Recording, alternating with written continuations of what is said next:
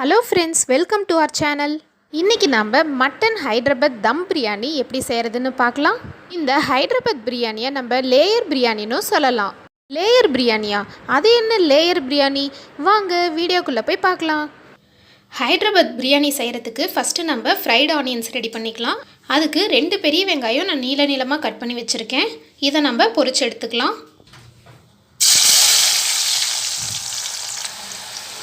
ரொம்ப கலர் வந்து தீஞ்ச மாதிரி ஆயிடுச்சுன்னா கசக்கும், அதனால் லைட்டாக கோல்டன் ப்ரௌன் ஆனதும் நம்ம எடுத்துடலாம்.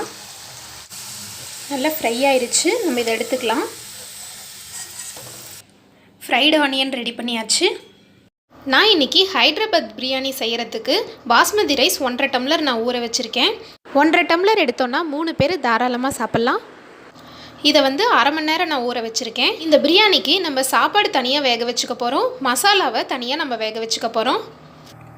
நம்ம ஃபஸ்ட்டு சாப்பாடு வேக வச்சுக்கலாம். நம்ம சாப்பாடு வேக வைக்கிறதும் மசாலா ரெடி பண்ணுறதும் ரெண்டுமே side by side at a டைமில் நம்ம ரெடி பண்ண போகிறோம். ஃபஸ்ட்டு நம்ம சாப்பாடு வேக வைக்கிறதுக்கு தண்ணி சூடு பண்ணிக்கலாம். இதுலேயே சாப்பாடுக்கு தேவையான அளவு தூளுப்பு நம்ம சேர்த்துக்கலாம். 1 டேபிள் ஸ்பூன் ஆயிலும் நம்ம இதில் சேர்த்துக்கலாம். சாப்பாடு ஒன்றோட ஒன்று ஒட்டாமல் வரத்துக்காக நம்ம ஆயில் சேர்த்துக்கிறோம்.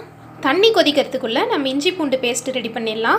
அதுக்கு 2 கட்டி பூண்டு நான் உளிச்சு வச்சுருக்கேன், 1 துண்டு இஞ்சி, கொஞ்சமாக கொத்தமல்லி இலை, 1 பச்சை மிளகாய். இதை நம்ம மிக்சி ஜாரில் போட்டு அரைச்சிக்கலாம். இதை நம்ம நல்லா நைஸாக அரைச்சிக்கலாம். நம்ம நல்லா நைஸாக அரைச்சாச்சு.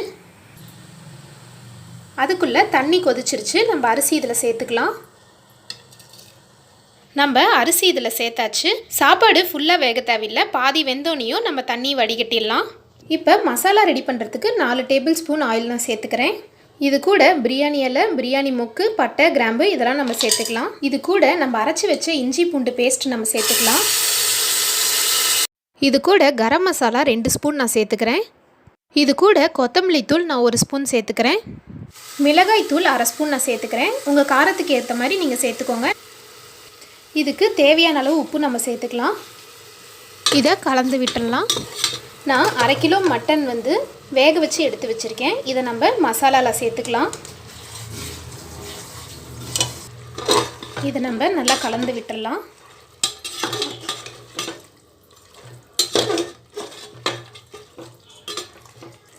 இது கூட 4 டேபிள் ஸ்பூன் கெட்டியான தயிர் நம்ம சேர்த்துக்கலாம். இதை நம்ம கலந்து விட்டுடலாம். இதில் ஒரு எலுமிச்சம்பழத்தை நம்ம பிழிஞ்சு விட்டுறலாம். நான் 2 பெரிய வெங்காயம் கட் பண்ணி வச்சுருக்கேன், இதையும் நம்ம இதில் சேர்த்துக்கலாம். நீங்கள் சிக்கன் பிரியாணி செய்கிற மாதிரி இருந்துச்சுன்னா சிக்கனை தனியாக வேக வைக்க தேவையில்லை. இந்த மசாலாவோடு சேர்த்து சிக்கனை ஒரு 10 நிமிஷம் மூடி வச்சிங்கனாவே சிக்கன் நல்லா வெந்துடும். நான் மட்டனுங்கிறதுனால தனியாக வேக வச்சு நான் எடுத்திருக்கேன்.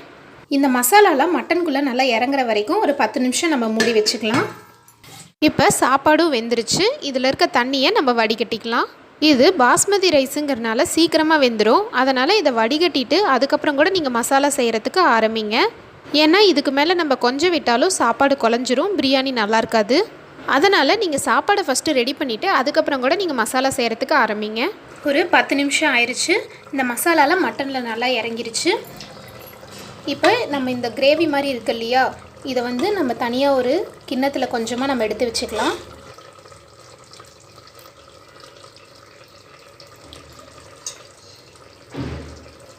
உங்களுக்கு இந்த மாதிரி கிரேவி வரலன்னா மசாலாவில் கொஞ்சம் தண்ணி ஊற்றி கொதிக்க வச்சுக்கோங்க, கிரேவி சூப்பராக வந்துடும். கொஞ்சமாக நான் கிரேவி எடுத்து வச்சுருக்கேன். மசாலா வந்து இந்த மாதிரி கிரேவி மாதிரி கொஞ்சம் இருக்கிற அளவுக்கு நீங்கள் தண்ணி ஊற்றிக்கோங்க, அப்போ தான் வந்து அடி பிடிக்காது.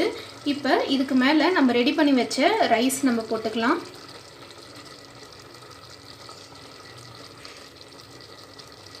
பாதி ரைஸ் மட்டும் நம்ம இதில் சேர்த்துக்கலாம். இந்த மாதிரி லேயராக வச்சு நம்ம தம் பண்ண போகிறோம். நம்ம இதெல்லாம் தனித்தனியாக வேக வச்சுருந்தாலும் தம் வைக்கிறனால எல்லாமே ஈக்குவலாக வெந்து நம்மளுக்கு டேஸ்டான பிரியாணியாக கிடைக்கும். இதுக்கு மேலே கொத்தமல்லி தலையும் புதினா தலையும் நம்ம இந்த மாதிரி ஸ்ப்ரெட் பண்ணி விட்டுக்கலாம். பாதி ஃப்ரைடு ஆனியன்ஸை நம்ம இது மேலே தூவி விட்டுக்கலாம். இதுக்கு மேலே நம்ம எடுத்து வச்ச கிரேவியை நம்ம இது மேலே சேர்த்துக்கலாம். அப்புறம் இதுக்கு மேலே மீதி இருக்க ரைஸையும் நம்ம இதில் சேர்த்துக்கலாம்.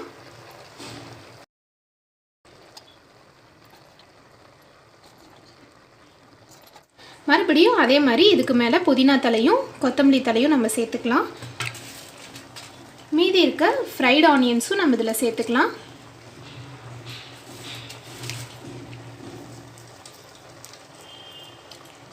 இது வந்து கலருக்காக நான் பாலில் கொஞ்சம் மஞ்சத்தூள் கலந்து வச்சுருக்கேன். இதை வந்து நம்ம இது மேலே சேர்த்துக்கலாம். லாஸ்ட்டாக வாசனைக்காக நம்ம நெய் 2 டேபிள் ஸ்பூன் இதில் சேர்த்துக்கலாம்.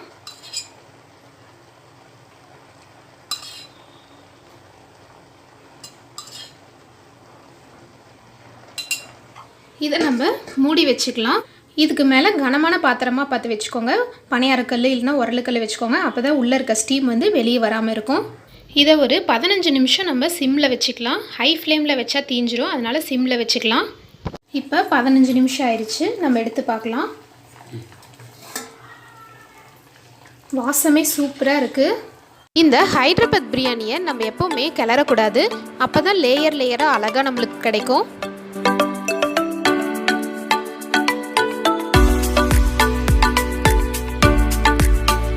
நான் ஒரு ஓரமாக கரண்டியில் எடுத்து காமிக்கிறேன்.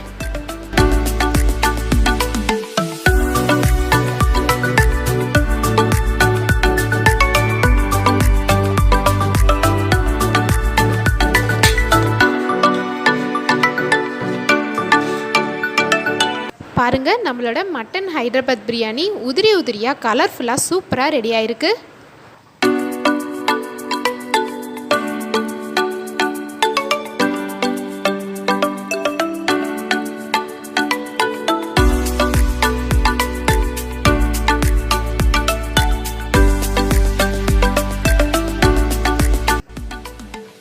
பாருங்கள், 15 நிமிஷம் தான் நம்ம சிம்மில் வச்சுருந்தனால நம்மளுக்கு வந்து அடி பிடிக்கல.